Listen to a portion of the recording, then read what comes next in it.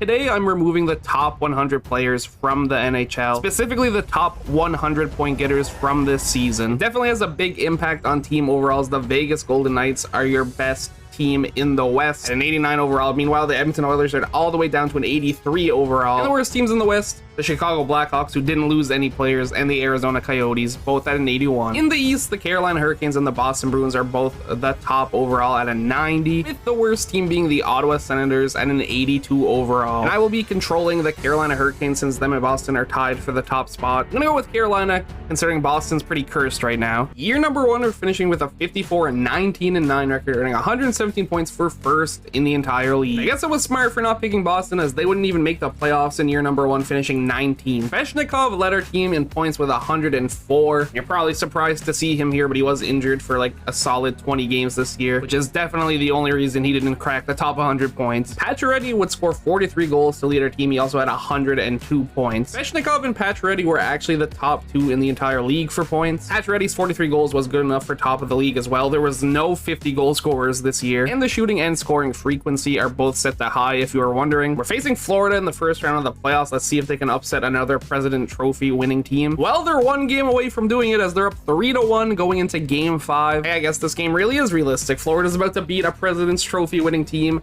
Tied 1-1 at the end of the first, up 3-2 at the end of the second. Simming the third period, it's 4-2 Florida. We are eliminated in 5 games in the first round. Svechnikov had 7 points in the 5 games played, all assists, while Seth Jarvis scored 4 goals. And the Calgary Flames are your Stanley Cup champions after beating the Toronto Maple Leafs in 5 games. From not even making the playoffs in real life to winning the Stanley Cup in this sim, I'd say that's a pretty big change. I'm sure everyone predicted this outcome. Boone Jenner leads the entire playoffs in points with 24. Him and Huberdeau tied, with Mangiapane leading the entire playoffs in goals with 12. Boone Jenner did not have to pop off this hard. Max Pacioretty would win regular season MVP, while Victor Hedman would win the James Norris. No surprise there. Maselli is your Calder Trophy winner for Arizona. Boone Jenner has done it. He has won playoff MVP, which is absolutely hilarious. And Hellebuck is your Vezina Trophy winner. Year number 2, we're finishing with a 51-26-5 record, earning 107 points for 5th in the entire league, with the Kraken finishing first in the entire league with 58 wins. Svechnikov led our team in points once again with 93,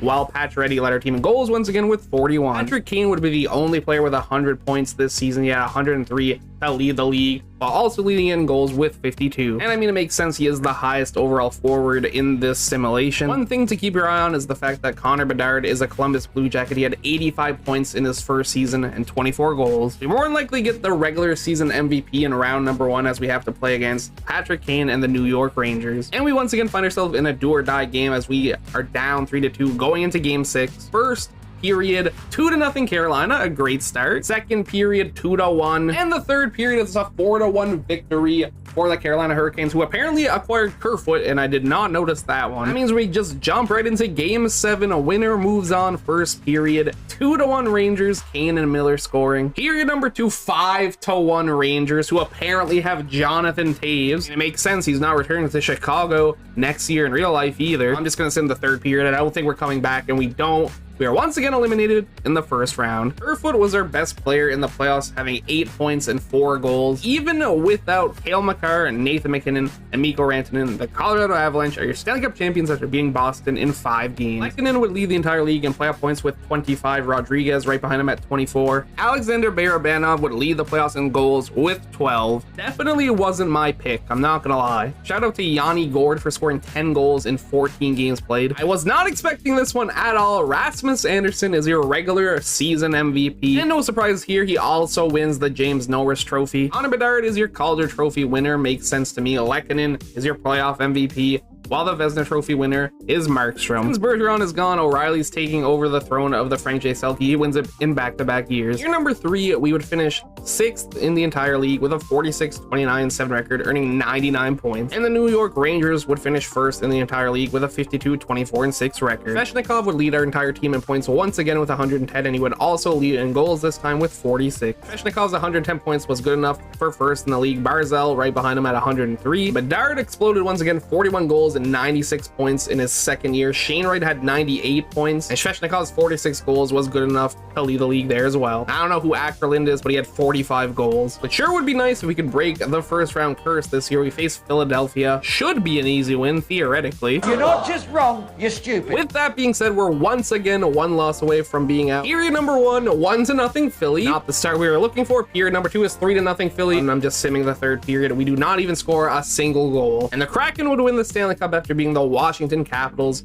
4 games in the finals, which is kind of crazy considering Washington only lost 1 game to get to the finals. John Cena no more. Matty Beniers with a brand new profile picture led the league in playoff points. Him and Shane Wright tied at 22. Seattle's just nasty when it gets deeper into these sims. Tolvanen led the league in playoff goals with 12. Svechnikov would capture a regular season MVP, not that it really matters. It's our second regular season MVP in 3 years, and we haven't won a single playoff round yet. Noah Dobson gets the James Norris Trophy. Shane Wright is your playoff MVP, with Husso winning the Vezina. And if you're wondering, it is a three-peat for O'Reilly in the Frank J. Selke Trophy category. Year number 4, we finished with a 51-21-10 record, earning 112 points, finishing second in the entire league. Minnesota was 1 point ahead of us for first. Svechnikov would lead our entire team in points once again with 90. He'd also lead our entire team in goals with 47. And then only his third year in the NHL, Connor Bedard would lead the entire league in points with 104. Cole Caulfield right behind him for second place at 101. And it would be Nazem the Dream Kadri leading the league in goals with 48. Since third time wasn't the charm, fourth time has to be the charm, right? We faced the Islanders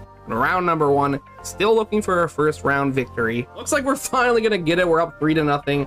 And we're gonna sweep the New York Islanders, no problem. We're looking to get revenge on Philly in the second round, but it's not going to happen by the looks of things. We're already down 3-1, 3-3 at the end of the first period, 5-3 Philly at the end of the second. And at the end of the third, it's 7-4. We are eliminated in the second round. We cannot get any playoff luck going our way. And Morgan Frost scored 2 goals in 4 seconds. One of them was an empty net, but still, like, think of that. 2 goals in 4 seconds. And Vegas saw Seattle win and were like, hey, I'd love to be an expansion team who'd win a Stanley Cup. So they went and did that. They beat the Montreal Canadiens in 7 games in the finals. Cole Caulfield leading the entire league in playoff points with 27.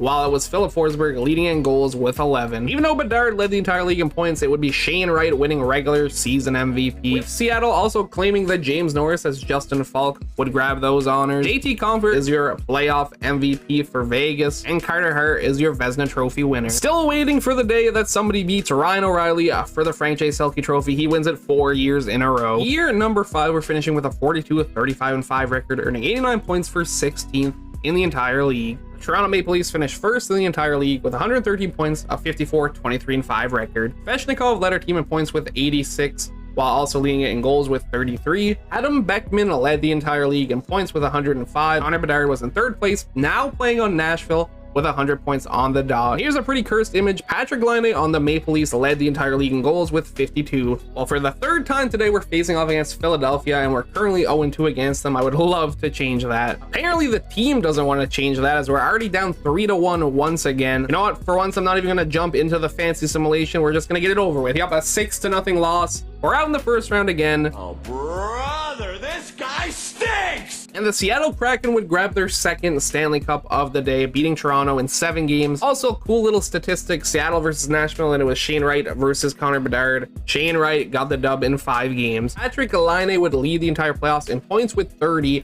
and in goals with 20, and Toronto still could not lift the Stanley Cup. That one hurts. Beckman would win regular season MVP, while Justin Falk went back-to-back on James Norris trophies. It would be Tolvanen winning playoff MVP, with Vasilevsky grabbing a Vezina trophy. Couturier would stop O'Reilly's Frank J. Selke trophy winning streak at 4. I really wanted to see all Ryan O'Reilly on the name bar below. I think that is going to be it for me today.